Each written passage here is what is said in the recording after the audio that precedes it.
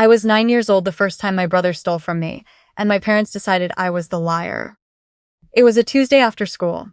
I had been saving quarters in a ceramic piggy bank on my dresser for 11 weeks. 14.75 cents, which at 9 years old felt like a fortune. I was saving for a particular set of colored pencils at the art supply store 2 blocks from our elementary school. I had counted the money that morning before I left for class. I know because I always counted it. When I got home, the pig was lighter. I could feel it before I even lifted it. I shook it. The coins shifted wrong. I dumped it on my bed and counted again. $6.50 was gone. My brother Reed was 16. He had needed gas money. He had taken it the way he always took things, quietly, without asking, and with the full confidence that no one would call him on it. When I told my parents what happened, he shrugged and said I must have miscounted. My mother looked at me with that particular expression I would come to know very well. The one that said she had already decided, and that the deciding had nothing to do with evidence. My father put his hand on Reed's shoulder and told me to be more careful next time. I did not get the colored pencils for 2 more months. I am telling you that story because it is the story behind every other story I am about to tell you. The foundational story. The one that explains why I spent 32 years being careful with my words, double-checking my own memory, and apologizing for things that were not my fault. Because somewhere along the way I absorbed the belief that if I was just precise enough, just clear enough, just calm enough, I would eventually be believed. My name is Delia Marsh. I am 32 years old. I am a freelance graphic designer. I live in Nashville. And 6 weeks before the story I am about to tell you, the man I love got down on one knee in the kitchen of his apartment on a Tuesday evening, the same day of the week as the piggy bank, which I noticed and which felt like something, and asked me to marry him. His name is Jonah. He is 35. He builds custom furniture and does residential renovations out of a small shop he owns on the east side of Nashville. He has square, careful hands and the kind of patience that is not passivity. It is a choice made deliberately, every single day. We met at a gallery opening 2.5 years ago. He had come for a client whose portrait was being shown. I had come because my college roommate was exhibiting 3 pieces, and I had promised her I would be there. He bumped into me near the refreshments table, spilled nothing, which was a relief, but then apologized anyway for being in my space, which made me laugh.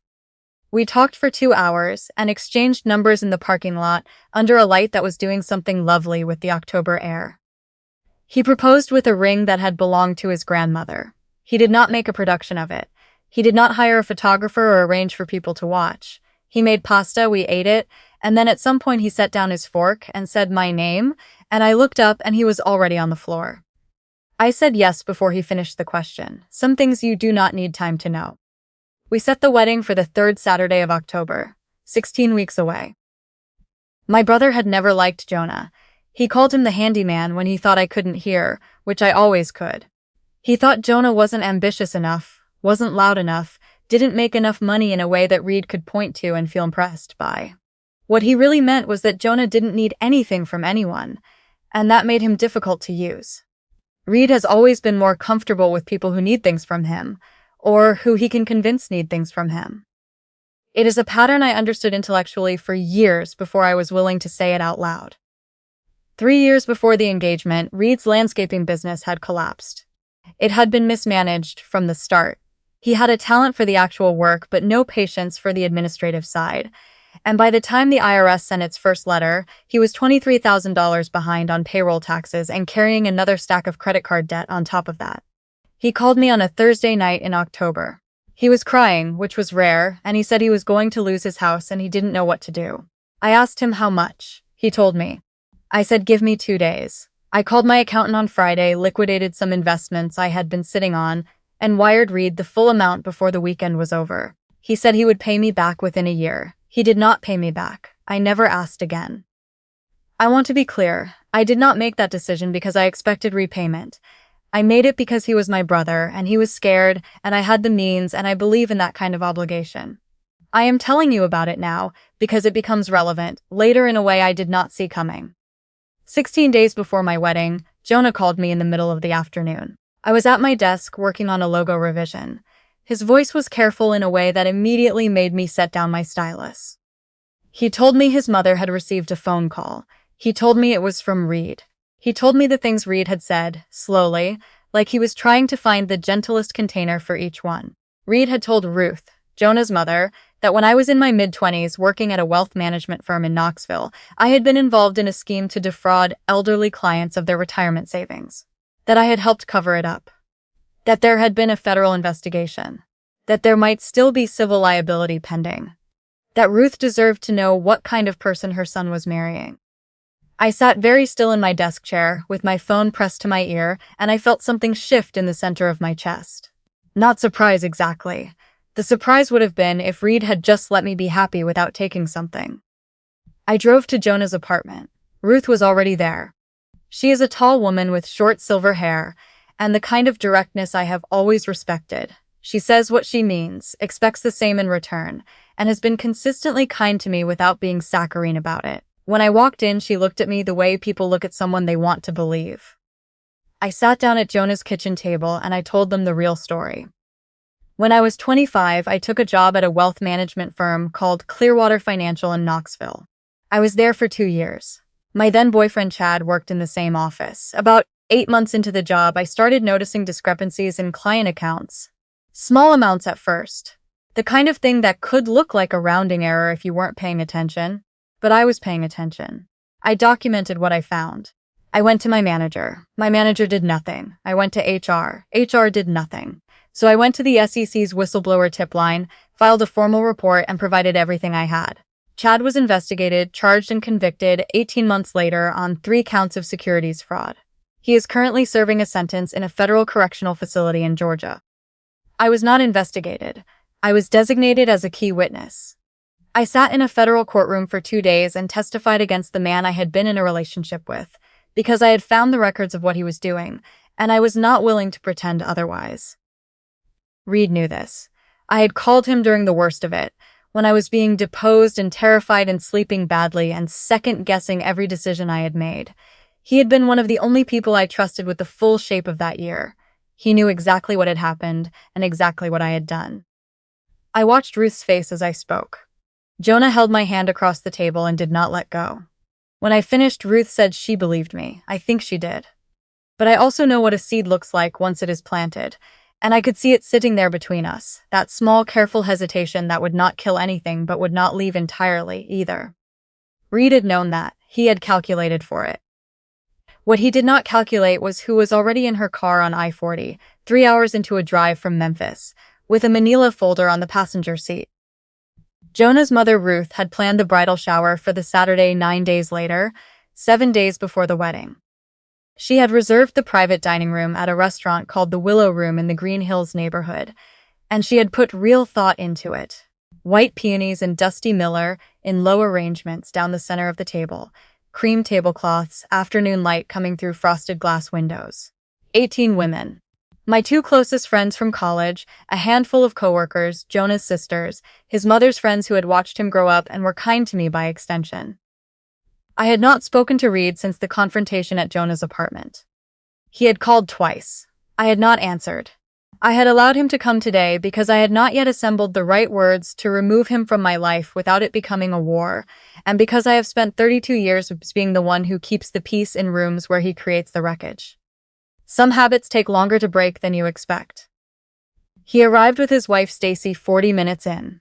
He looked comfortable. That is the particular thing about people who believe they have already won. They wear ease like a costume, and they are very good at it. At 2:40 in the afternoon, the door opened. Her name is Margot. She is 33, a paralegal in Memphis, and she has been my friend since the 2nd semester of our freshman year when we were assigned adjacent seats in a geology lecture and spent most of it passing notes about how we had both signed up for the wrong science requirement. We stayed close the way some friendships do. Not daily contact, but the kind of foundation that doesn't need maintenance because it was built on something solid. Margot knew about Clearwater Financial because she had been one of the people I called during it. She had helped me organize the documents before I submitted them to the SEC.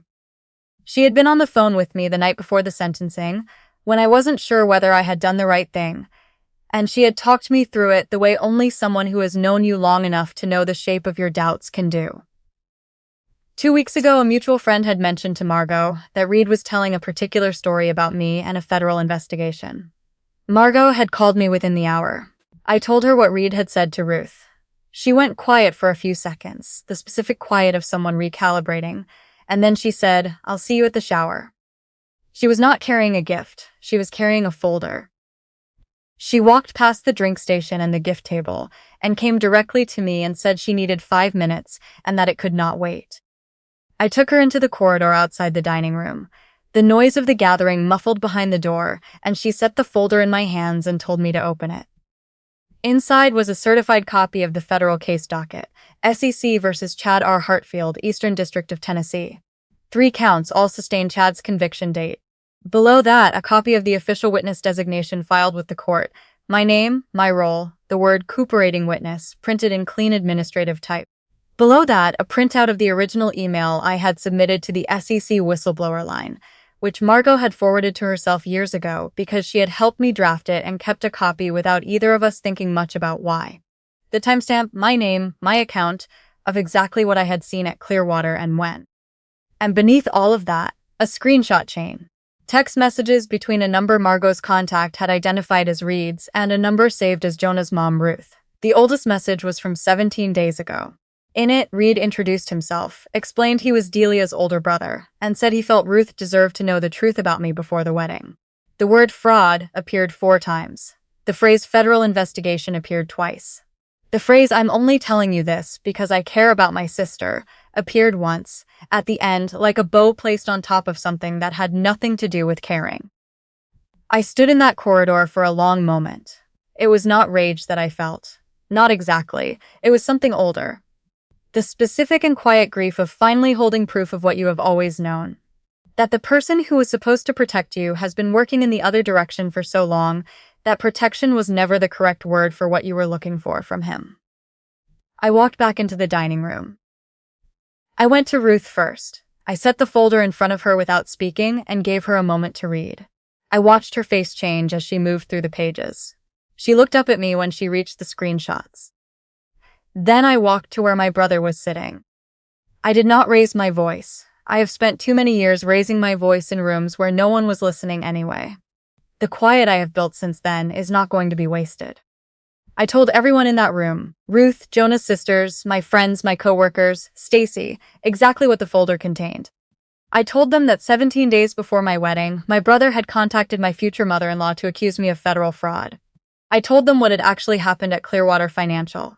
That there was an investigation, yes, into Chad, whom I reported. That I had spent 2 days in a federal courtroom as the key witness for the prosecution. That my name in the court record appears under witness, not under defendant. I said this clearly, without performance, because the facts did not need help from drama. Then I told them one more thing. I told them that 3 years ago, when Reed's business failed and he was facing $23,000 in back taxes and debt, and the possibility of losing his house, I wrote him a check. I told him he never paid me back. I told him I had never asked. I told him I was not asking now. I was only saying it out loud, here, in front of everyone, because I wanted my brother to hear it in a room full of witnesses. That I had loved him past the point where love made sense, and what he had done 17 days ago had not been a mistake or a miscalculation. It had been a choice, and I needed him to own it. Reed said nothing. He looked at the table. Stacy folded and refolded her napkin. I asked them to leave. They stood up and left without speaking. The door to the private dining room closed behind them. The room held a silence that felt full rather than empty. Ruth stood up from her chair and crossed to where I was standing and took both of my hands in both of hers and said, "I am so sorry. I should have come to you directly instead of carrying that alone for 9 days."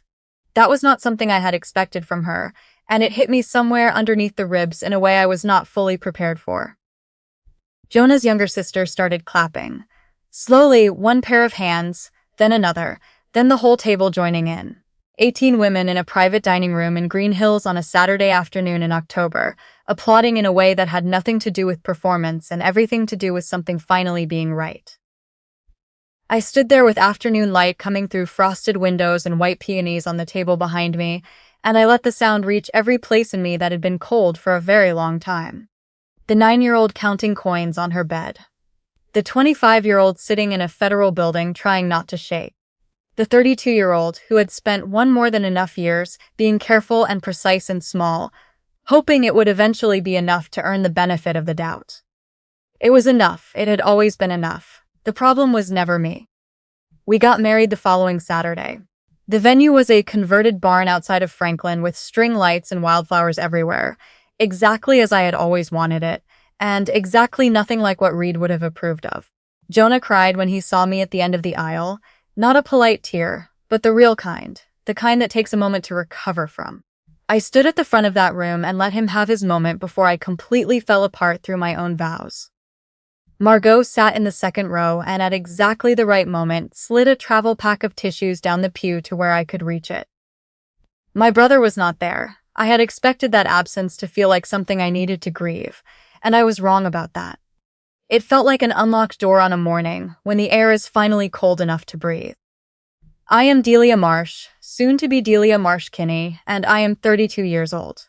I spent most of those years believing that if I could just be precise enough about the truth, the right people would eventually believe it. What I have learned is that precision has nothing to do with it. Some people will not believe you because the evidence is insufficient. Others will not believe you because believing you is inconvenient for something they are protecting. And some people, the people who matter, the ones worth building a life beside, will believe you not because you proved it, but because they know who you are and they were already on your side before the folder ever arrived. If you have ever sat in a room where someone you loved chose the version of you that was easiest for them, I want you to know that room is not where your story ends. Sometimes the bridal shower is the exact moment your real life finally begins.